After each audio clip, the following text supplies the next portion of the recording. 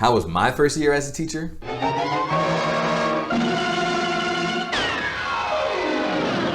But I promise it gets better. In this video, I'm gonna share my top 5 first year teacher lessons.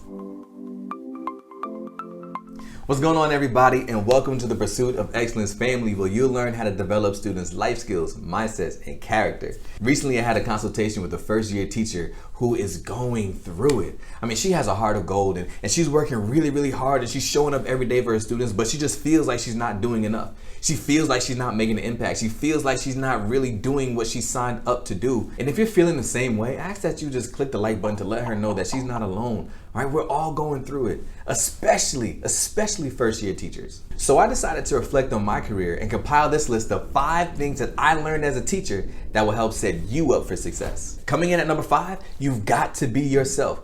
Oh man, my first year as a teacher, I tried so hard to be somebody that I wasn't. I literally tried to be a completely different person. I don't wear glasses, but I bought glasses because I was trying to have a Superman to Clark Kent kind of transformation, in which I showed up on campus and students would know, oh, he means business because he has glasses.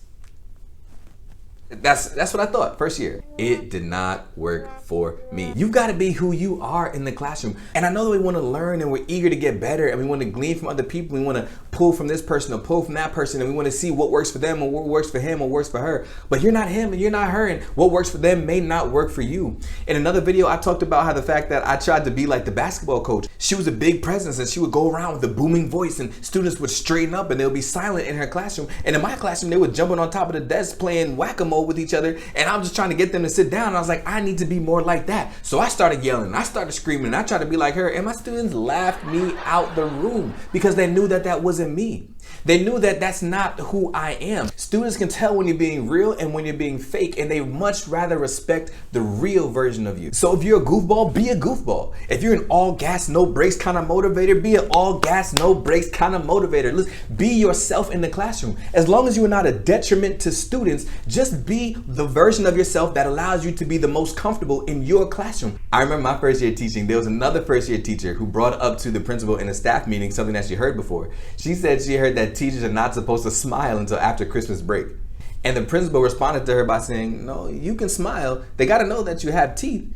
They just need to know that those teeth bite as well. And that's something that stuck with me and is actually leading us to lesson number 4. What allows you to be yourself in the classroom is having clear expectations and consistent consequences. Let me give you an example. I remember one time I told the class to be silent, and there was a young lady sitting right here whispering, and there was a young man in the back of the classroom singing at the top of his lungs like it was his concert or something. I gave her a warning, I gave him a detention. And it wasn't until later that I realized that I was doing what a lot of teachers do, especially first year teachers, is that I wasn't giving consequences based off of their actions. I was giving consequences based off of my anger. I was more angry with him because he was singing loud in the back of the classroom than the young lady who was whispering right here in front of me. But the fact of the matter is, both of them broke the same rule. Both of them fell short of the same expectation of silence. So because he was more loud and boisterous and a consistent troublemaker and she wasn't, I was more angry with him and I gave him a harsher consequence than I did to her. And that's not fair. And there's 3 levels why that's such a bad practice. 1, it says to the young girl right here, hey, you can do what you want as long as you're sneaky about it. 2, what that says to the rest of the class is that I don't necessarily have to meet the expectation. I just have to not go overboard that I get on Mr. Williams' nerves. So now we have different pockets of students all over the class not going overboard, and now it's overboard. And 3, what it says to the young man in the back is that I'm unfairly treated because of my past. I'm unfairly treated because of my history. I'm not the only one talking. She's whispering, he's chuckling, he's snickering, but you pulling me out because I got in trouble yesterday. And what that says to him is I'm never gonna get out of the shadow of the mistakes of my past, so why even try? I might as well have fun and turn up, right? So a more equitable solution would be to grant everybody who is falling short of the expectation with the same consequence on a tiered system. So the first time, everybody that's falling short of that expectation gets a warning. The second time, everybody that's still falling short of that expectation gets whatever consequence comes next, and it's tiered in that way. Some people are gonna stop right after a warning. Some people are gonna work their way up the proverbial ladder, but that's way more equitable because now it says to everybody, oh, there's a consequence for my actions. And the young man can't say that you're picking on him from stuff from yesterday. He say, no, the reason why you got detention is because I told you to be quiet 3 times today.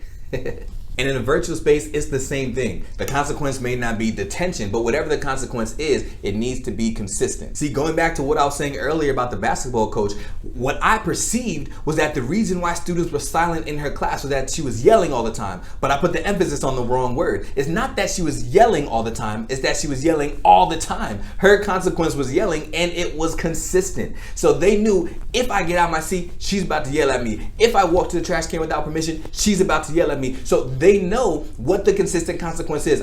I'm not an advocate for punitive consequences, and I don't support that. What I'm saying is her consequence was consistent. So what enables you to be yourself in the classroom, like I said in lesson 5, is by implementing lesson 4, having clear expectations and being consistent with your consequences. Then you can be as goofy as you want, because students know when they fall short of the expectation, the consequence is coming. All right, so I'm gonna shift gears a little bit for lesson 3. Lesson 3 is to start thinking about your retirement.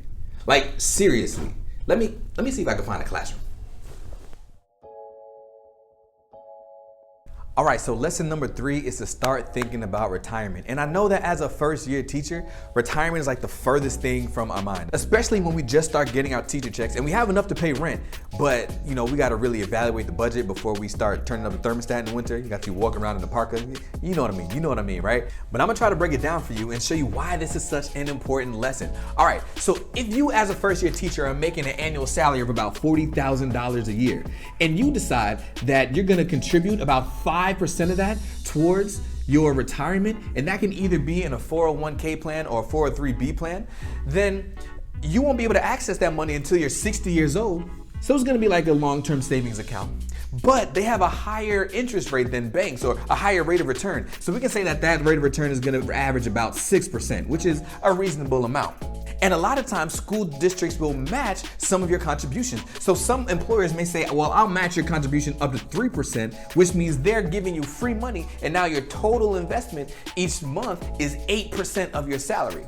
So if you start this retirement plan at 32, after you've already been teaching for 10 years, then your total account balance when you're 60 would be $212,841, which is a great amount of money. But if you start as a first-year teacher right out of college at age 22, 10 years earlier, with everything being exactly the same, the only difference is that you started 10 years earlier, then your account balance when you turn 60 will be $432,079, which is a huge difference.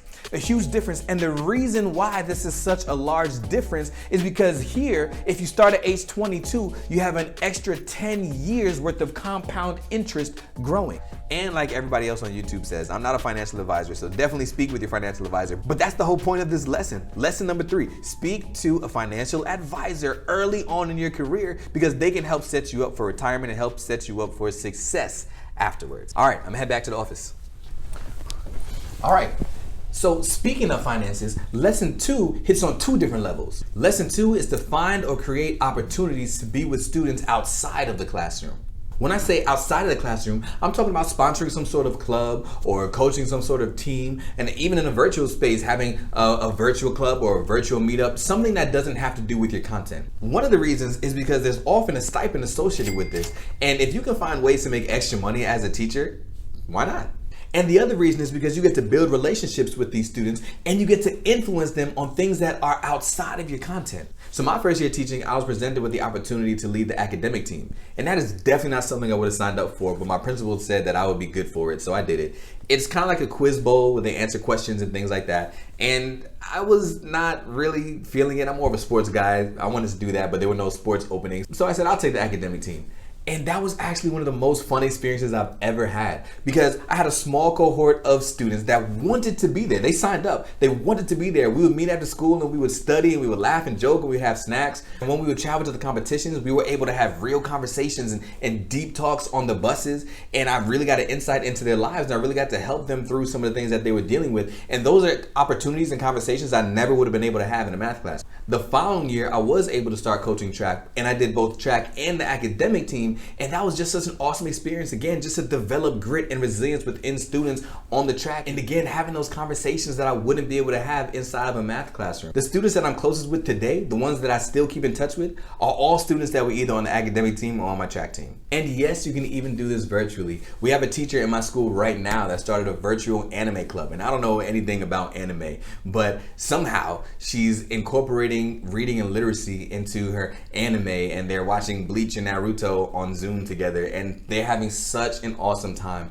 And she gets to geek out about it, they get to geek out about it, and they're really building relationships, and they're really feeling valued and loved, and that's what it's all about. Remember, good teachers are gonna teach subjects, but great teachers teach students. What do your students need? And be that for them. And then here we go, lesson number 1 that I wish I knew as a first year teacher was to develop students' life skills, mindsets, and character. See, I was so focused on content mastery. I was wondering, am I doing a good job? Are students learning? Am I teaching the standards right? Am I adequate? Are they gonna fire me because my numbers are so bad? Are students gonna grow? Are students getting worse?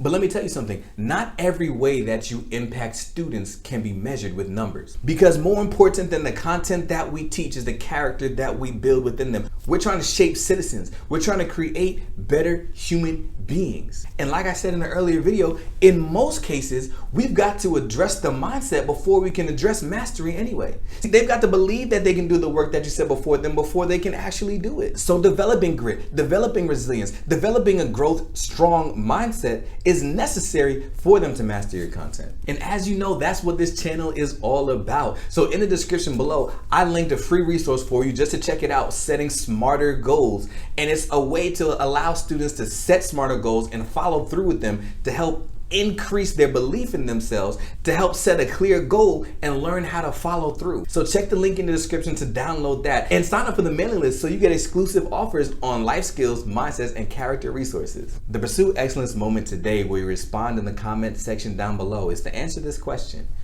What lessons did you learn as a first year teacher that helped shape you into the teacher that you are now? So those are my 5 first year teacher lessons that saved my career, and that's my advice for first year teachers. But I have so much more, because we're all gonna make mistakes as a new teacher and even as an old teacher. But the trick is to never stop learning and looking for ways to improve. There's greatness in you, and it's only up from here. So keep grinding, because excellence is not the exception, it's our expectation.